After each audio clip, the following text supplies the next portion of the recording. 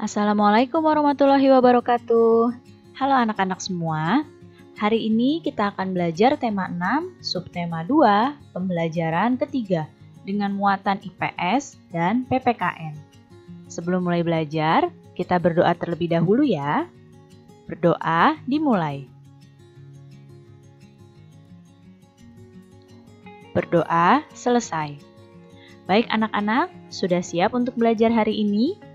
Kalau sudah siap, yuk kita mulai belajarnya. Sekarang coba perhatikan gambar yang ada di hadapan kalian. Ya, ini adalah gambar nelayan yang baru saja pulang melaut. Sekarang kita akan membahas muatan IPS ya. Jadi ini gambar nelayan yang baru pulang dari melaut. Nah, biasanya para nelayan pergi ke laut itu tidak sendirian, tapi pergi secara berkelompok pada malam hari dan pulang keesokan paginya. Nelayan ini ketika pergi melaut dan kembali ke darat memanfaatkan peristiwa angin darat dan angin laut yang kemarin sudah kita pelajari ya. Manusia dengan alam itu tidak dapat dipisahkan. Alam menyediakan segala kebutuhan manusia dalam bentuk sumber daya alam. Nah, manusia memanfaatkan sumber daya alam tersebut untuk bertahan hidup. Lingkungan laut itu juga memiliki potensi yang sangat besar. Potensi laut dapat dimanfaatkan oleh masyarakat untuk kegiatan ekonomi. Dari kegiatan ekonomi, masyarakat dapat memenuhi kebutuhan hidupnya sehari-hari. Berikut ini beberapa contoh pemanfaatan potensi laut oleh masyarakat. Yang pertama contohnya, pemanfaatan potensi laut itu dilakukan oleh nelayan. Ya, jadi nelayan menangkap ikan di laut. Kemudian potensi laut yang berikutnya dimanfaatkan oleh para pembuat garam. Ya, jadi para pembuat garam ini memanfaatkan panas dari sinar matahari untuk menguapkan air yang ada pada garam sehingga menjadi kristal garam. Nah, kalau pada nelayan ini memanfaatkan potensi laut itu dengan berbagai teknik ya ketika menangkap ikan. Ada yang memancing, menjala, menjaring, memanah dan juga menombak. Ya. Tahukah kamu ada hal yang unik pada tradisi nelayan di Desa Lamalera, Nusa Tenggara Timur dan juga di Pantai Malo, Sulawesi Utara? Tahukah kamu apa tradisi tersebut? Ya, sekarang coba lihat dulu nih gambar yang ada di hadapan kalian. Kira-kira apa ya yang sedang ditangkap oleh nelayan ini? Ya, nelayan ini sedang menangkap paus. Jadi, tradisi unik yang ada di Desa Lamalera adalah menangkap paus atau tradisi berburu paus. Nah, akan tetapi di sini mereka hanya memburu paus yang sudah tua saja. Paus yang masih muda ini akan mereka kembalikan ke laut lepas.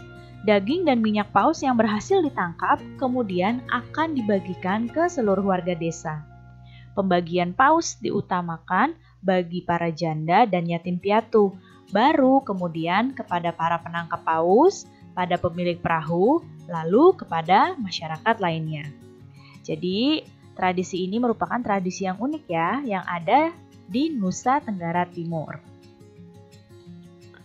Kemudian tadi tradisi unik berikutnya ada di Pantai Malo. Ya, di sini bisa kalian lihat ada gambar di pantai dan ada seperti janur kuning ini. Nah, jadi ini namanya Festival Manee, merupakan tradisi adat untuk penangkapan ikan yang biasa dilakukan di Pantai Malo, Sulawesi Utara. Di sini, hari untuk pelaksanaan festival diputuskan melalui musyawarah. Nah, di hari yang sudah ditentukan, para pemuka adat dan pemerintah membawa semi atau daun kelapa yang masih muda ke pantai. Nah, bisa kalian lihat ya di gambar ini daun kelapanya. Lalu mereka beramai-ramai menariknya ke sepanjang mungkin ke arah laut, hingga membentuk sebuah kolam. Nah, ketika ikan-ikan sudah berhasil terperangkap dalam semi, masyarakat pun mulai menangkap ikan-ikan tersebut. Hasil tangkapan ikan ini akan disantap bersama dalam pesta rakyat yang digelar saat itu. Unik sekali ya festival ini.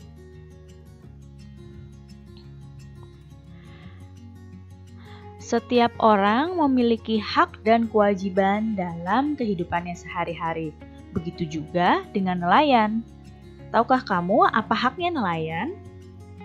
Ya, haknya nelayan adalah menekuni pekerjaannya sebagai nelayan.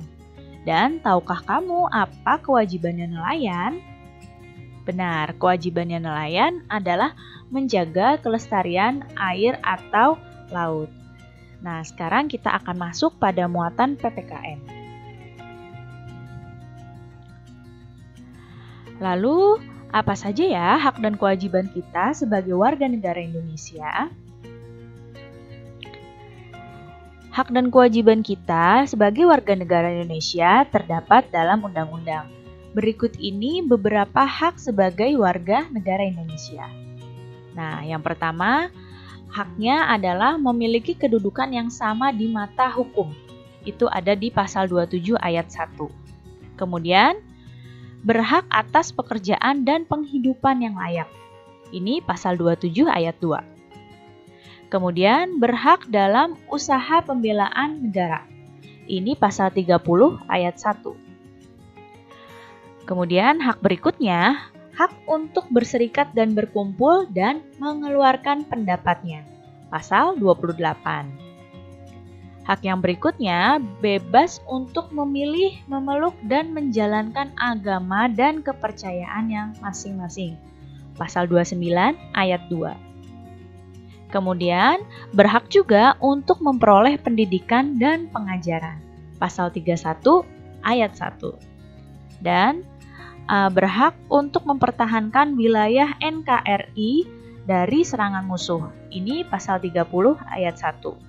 Jadi ini adalah beberapa hak kita sebagai warga negara Indonesia. Jika punya hak, maka kita juga punya kewajiban. Apa saja kewajiban kita sebagai warga negara? Yang pertama, kewajibannya adalah membayar pajak. Ya, ini ada di pasal 23A. Kewajiban yang selanjutnya, menjunjung hukum dan pemerintahan. Ini pasal 27 ayat 1. Kemudian, ikut serta dalam upaya pembelaan negara. Pasal 27 ayat 3. Kemudian, menghormati hak asasi manusia dan tertib dalam kehidupan bermasyarakat, berbangsa, dan bernegara. Pasal 28J. Kemudian, ikut serta dalam usaha pertahanan dan keamanan negara dan juga mengikuti pendidikan dasar dan pemerintah juga wajib membiayainya. Jadi, ini adalah beberapa kewajiban kita sebagai warga negara Indonesia.